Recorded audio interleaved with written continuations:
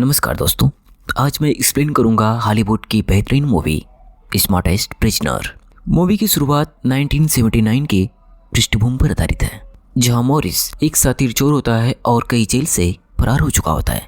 इसलिए अब इसे एक ऐसी जेल में शिफ्ट किया जा रहा होता है जहां से इसका भागना असंभव हो। दरअसल यह जेल एक आइलैंड पर होता है जो चारों तरफ से ठंडे व खारे पानी से घिरा होता है, इसलिए यहाँ से भागना नामुमकिन होता है।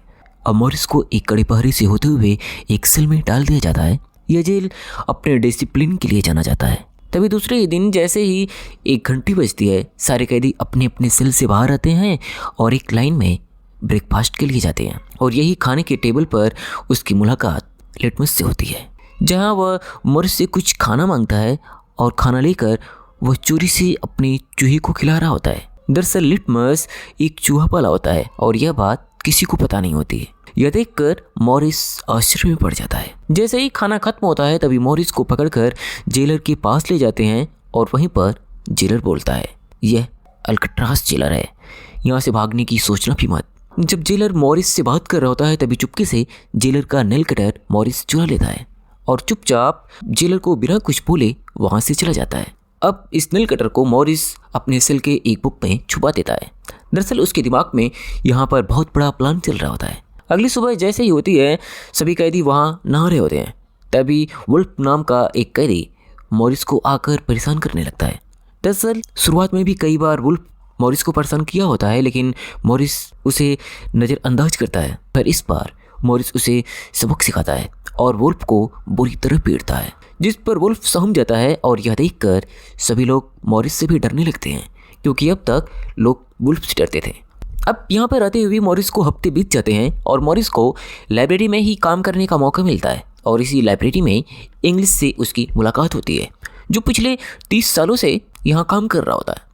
और वहीं पर मॉरिस एक शख्स से मिलता है जो एक बेहतरीन पेंटर होता है। अब कुछ ही दिन जैसे बीतते हैं तो ये मॉरिस इंग्लिश से पूछता है कि हम लोग यहाँ से भाग नहीं सकते, जिस पर इंग्लिश हंसने लगता है और बोलता है, तुम सोच भी कैसे सकते हो यहाँ से भागने के बारे में, यह एक कब्रगाह है, यहाँ से कोई भी जीवित नहीं भाग सकता। मान भी लेते हैं कि तुम एक बार सारे सिक्योरिटी गार्ड्स और इन जेल से बच भी गए, बाहर के ठंडे पानी से तुम 5 मिनट में मर जाओगे। यह सुनने के बाद मॉरिस भी इसके बारे में सोचने लगता है, पर कुछ बोलता नहीं। अब अगले दिन तभी मॉरिस की शिफ्ट बदल दी जाती है और मॉरिस को अब एक कारपेंटर का काम दे दिया जाता है।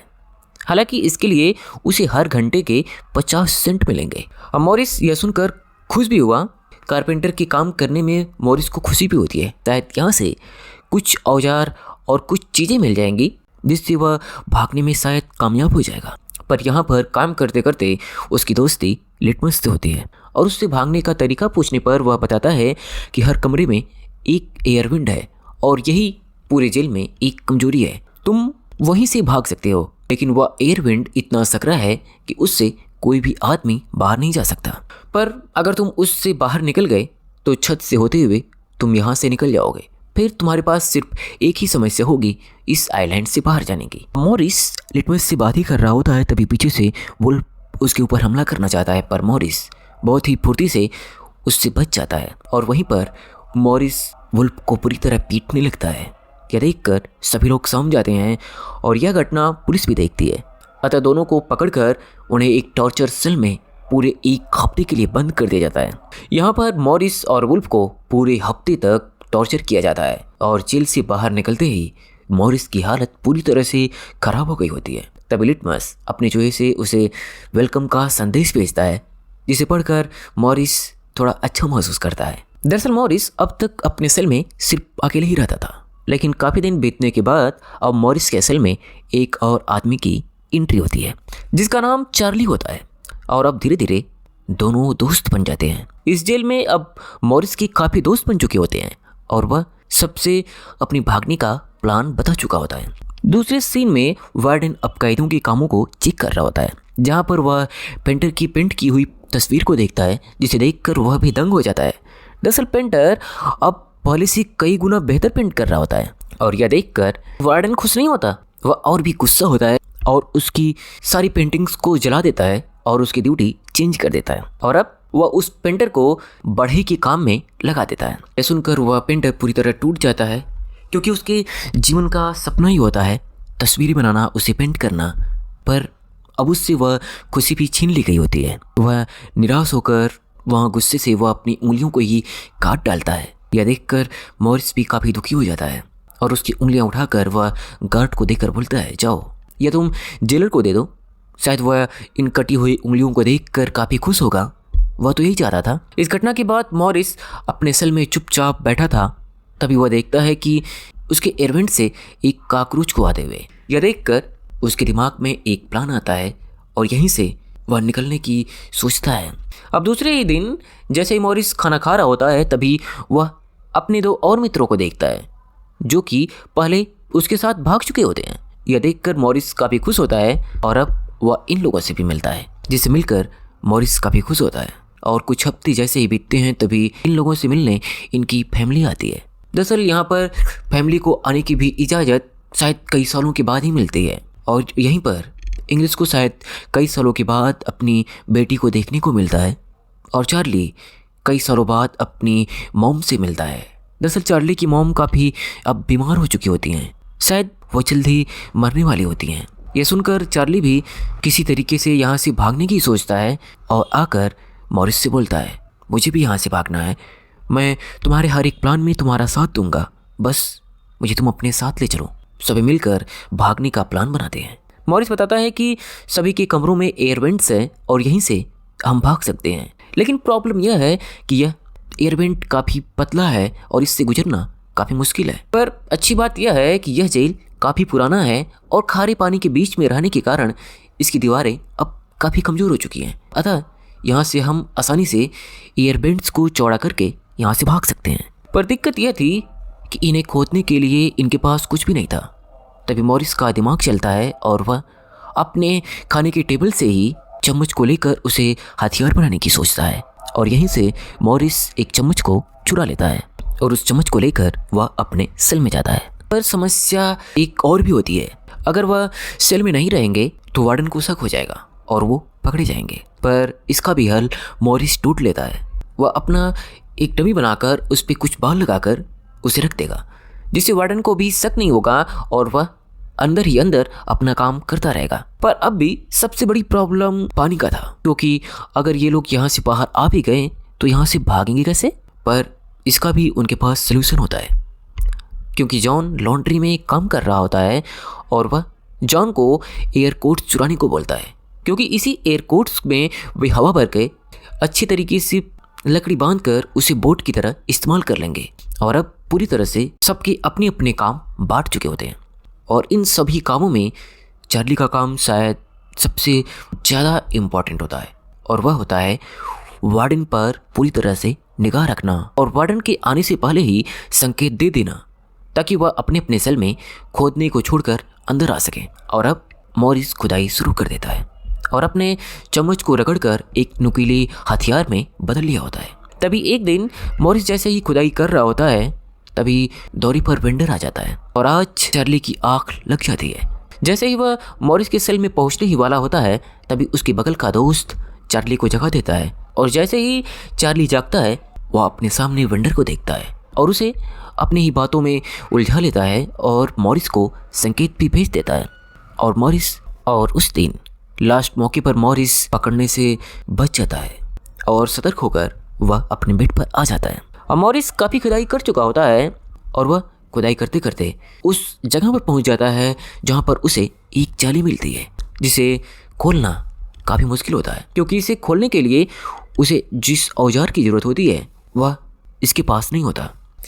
इसके लिए मॉरिस दूसरे ही दिन कारपेंटर सेल से औजार चुरा कर ला ही रहा होता है, तभी गार्ड उसे पकड़ लेते हैं। यह देखकर उसके सारे फ्रेंड सोचते हैं शायद यह प्लान अब हमेशा के लिए फेल हो गया और वह अब हमेशा के लिए शायद इसी जेल में सड़ते रहेंगे।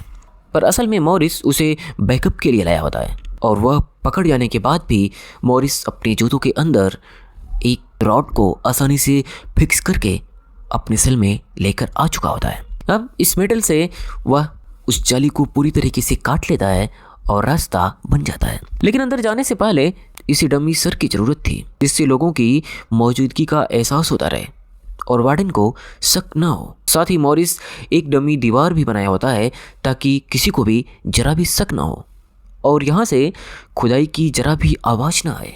सब कुछ प्लान करने के बाद मॉरिस रात को उसके अंदर जाता है, जहाँ वह अंदर ही अंदर काफ़ी ऊपर चला जाता है और सेकंड फ्लोर तक पहुँच जाता है। लेकिन अब बाहर निकलने की जगह पर मोटी मोटी ग्रिल्स लगी होती हैं जिसे उसे तोड़ना नामुमकिन होता है। यह देखकर मॉरिस थोड़ा निराश तो होता है और नीचे वार्डन भी उसी समय राउंड पर निकला होता है। यह देखकर चार्ली मॉरिस को ढेर सारे सिग्नल तो भेजता है, पर मॉरिस अब अंदर ही अंदर काफ़ी ऊपर चला गया होता है, इसलिए उसे यह सिग्नल मिल रहा होगा या नहीं यह मॉरिस को भी समझ नहीं आता। और अगर आज मॉरिस पकड़ा गया तो मॉरिस के साथ साथ अभी के बाहर जाने की संभावनाएं हमेशा के लिए बंद हो जाएंगी। लेकिन वार्डन जैसे ही मॉरिस के सेल में आता है और उसके बालों को छूता है तभी मॉरिस बोल पड़ता है, क्या बात है सर, आज आप हमारे बालों को टच कर रहे हैं? मेरे बाल आपको कुछ ज़्यादा पसंद है क्या? यह सुनकर चार्ली राहत की सांस लेता है। मॉरिस को चार्ली का संकेत मिल गया होता है और वह उसी समय वहाँ से अपने सेल में आ गया होता है। अब अगले ही दिन मॉरिस अपने दोस्तों को ऊपर जाने की कठिनाइयों के बारे में बताता है और उसे बाहर जाने का रास्ता मिल गया है, पर रास्ता एक ग्रिल से बंद है और उसे अकेले नहीं तोड़ा जा सकता। दूसरी तरफ जॉन भी अपने बेल्ट को पूरी तरह खोद लिया होता है, जिस पर जॉन बोलता है कि हम दोनों कल रात को एक साथ जाकर देखेंगे। अब जैसे ही रात होती है तभी जॉन और मॉरिस एक साथ जाते हैं, एयरवेंट से वहाँ पर पहुँच जाते हैं। उसे देखने के बाद उन्हें समझ में आ जाता है कि इसे किसी न किसी तरीके से काटना होगा, क्योंकि बिना काटे इसे तोड़ा नहीं जा सकता। अगले दिन जॉन, मॉरिस और सभी लोग म्यूजिक क्लास में होते हैं। तभी मॉरिस की नज़र वहाँ के फैन पर पड़ती है और पंखे को देखकर मॉरिस की नज़र में एक प्लान आता है और इसी से वह चैन सो बनाने की सोचता है और वह चार्ली से इस फैन को चुराने को बोलता है, जिस पर चार्ली बड़े ही आसानी से अपने म्यूजिक बॉक्स में रखकर उस फैन को चुरा लेता है। यहाँ तक कि गार्ड को भी पता नहीं चल पाता कि वह अपने म्यूजिक इंस्ट्रूमेंट में एक फैन छुपाया हुआ है। अब इस फैन को मॉरिस अपने सेल में लेकर आता है और उस फैन से वह एक कटर, एक इंस्ट्रूमेंट बना लेता है जिससे उस जाली को काटा जा सके। अब जैसे ही रात होती है तभी जॉन और मॉरिस दोनों एक साथ उस जगह पहुंच जाते हैं और उसे कट करने लगते हैं। हालांकि इसे कट करते समय आवाज़ें आने लगती है जो कि उसकी सेल से होते हुए उस गार्ड तक भी पहुंच जाती है और जैसे ही गार्ड को शक होता है वह चेक करने के लिए ऊपर पहुंच जाता है। पर जब तक गार्ड ऊपर पहुंचता है तब तक मॉरिस और जॉन काम को समाप्त कर चुके होते हैं और आवाज़ें बंद हो चुकी होती है, क्योंकि मॉरिस अब उस एक रॉड को कट कर चुका होता है और एक ही रॉड से ये सब बाहर निकल जाएंगे। हालांकि गार्ड भी इस आवाज़ पर ज़्यादा ध्यान न देते हुए वहाँ से बाहर चला जाता है और अगले ही दिन मॉरिस व उसके फ्रेंड काफ़ी खुश होते हैं और खाने की टेबल पर अपने प्लान की सक्सेस के बारे में बात कर रहे होते हैं, क्योंकि अब उन्हें इस जेल से भागने के लिए कोई भी नहीं रोक सकता। अब जैसे ही शाम होती है सभी अपने अपने सेल में आते हैं और इंग्लिश सभी लोगों को किताबें बांटने आता है और तभी उस रात इंग्लिश से हाथ मिलाते हुए मॉरिस बोलता है, शायद ये हमारी आखिरी मुलाकात है, शायद इसके बाद हम दोनों एक दूसरे से नहीं मिलेंगे। यह सुनकर इंग्लिश को शक होता है, आखिर ऐसा क्या है जिससे अब मॉरिस दोबारा नहीं मिलेगा। और तभी जैसे इंग्लिश सभी सेल्स में बुक को बांट कर आगे जाता है तभी वहाँ पर पुलिस आ जाती है, उस सेल को चेक करने लगती है। ऐसा लगता है जैसे पुलिस को किसी ने उसके प्लान के बारे में बता दिया हो, पर यह सब कुछ चेक करने के बाद भी उन्हें कुछ नहीं मिलता, क्योंकि मॉरिस उनसे भी ज़्यादा शातिर होता है और वह अपने सारे सबूत को मिटा चुका होता है। यह देखकर जेलर को भी विश्वास नहीं होता और वह पुलिस से बोलता है, खबर तो विश्वास पात्र नहीं दिया था और यह गलत भी नहीं हो सकती, पर वहाँ पर कुछ ऐसा था भी नहीं जिस पर शक किया जाए। पर जो भी हो, कल सुबह ही हम मॉरिस का सेल चेंज कर देंगे जिससे किसी भी खतरे की कोई बात नहीं होगी। पर यह बात अब मॉरिस को भी पता चल चुकी होती है, अतः भागने के लिए मॉरिस व उसके फ्रेंड के लिए यह आखिरी रात थी, क्योंकि अगर आज की रात वे नहीं भाग सके तो वे हमेशा के लिए इसी जेल में कैद रहेंगे, क्योंकि कल सुबह होते ही शायद उन्हें अपने सेल से किसी और सेल में बंद कर दिया जाए। अब जैसे ही रात होती है तभी मॉरिस और उसके तीनों फ्रेंड अपने प्लान के मुताबिक उस जगह पर आ जाते हैं और उस एयरवेंडर से होते हुए वह ऊपर छत पर चले आते हैं। पर चार्ली भागने की हिम्मत ही नहीं जुटा सका। हालांकि ऊपर पहुंचकर मॉरिस और उसके फ्रेंड चार्ली का वेट करते हैं, पर चार्ली बैठकर अपने सेल में अपने बुज़दिली पर रो रहा होता है। यहाँ से निकलने की वह हिम्मत जुटा ही नहीं पाता।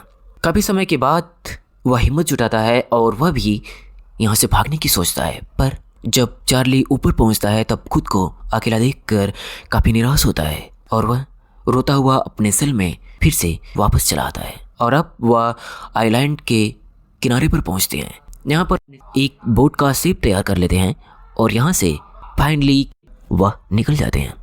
अब जैसे ही सुबह होती है तभी गार्ड सारे सेल में चेक करने निकल जाता है। सभी सेल को चेक करते हुए वार्डन फाइनली चार्ली के पास आता है, जहाँ पर चार्ली पूरी तरह से उदास हुआ बैठा होता है। ऐसा लगता है जैसे वह खुद से हार चुका है। दरअसल चार्ली को भी पता होता है यह भागने का उसका आखिरी मौका था और वह खो चुका है। अब जैसे ही वह मॉरिस के रूम में जाता है वह देखता है मॉरिस अभी तक सो रहा है। यह देखकर वार्डन को भी शक होता है और वह जैसे ही उसका सेल खोलता है तभी वह उसका डमी बिस्तर पर देखता है। यह देखकर वह शौक में पड़ जाता है। आखिर मॉरिस यहाँ से भाग कैसे सकता है? यह जानकर चारों तरफ अफरा तफरी मच जाती है। पूरे जेल में उसको खोजा जाने लगता है पर वह जेल से भाग चुका होता है। अब मॉरिस को उस पूरे आइलैंड पर ढूंढा जाता है पर मॉरिस तो वहाँ से भाग चुका होता है, अतः वह आइलैंड पर भी नहीं मिलता। इस घटना के लिए अथॉरिटी पूरी तरह से जेल की लापरवाही और जेलर के ओवर कॉन्फिडेंस को दोषी ठहराते हैं और इस जेल को भी एक साधारण जेल घोषित करती है, क्योंकि यहाँ से भी अगर कोई भाग सकता है तो फिर इतने पैसे खर्च करके इस आइलैंड पर इतने दूर इतनी सारी व्यवस्था करने की क्या ज़रूरत। अतः अथॉरिटी इस जेल को भी पूरी तरह से बंद करने का फैसला करती है और फाइनली यह जेल भी अब बंद हो जाता है और अल्केट्रास का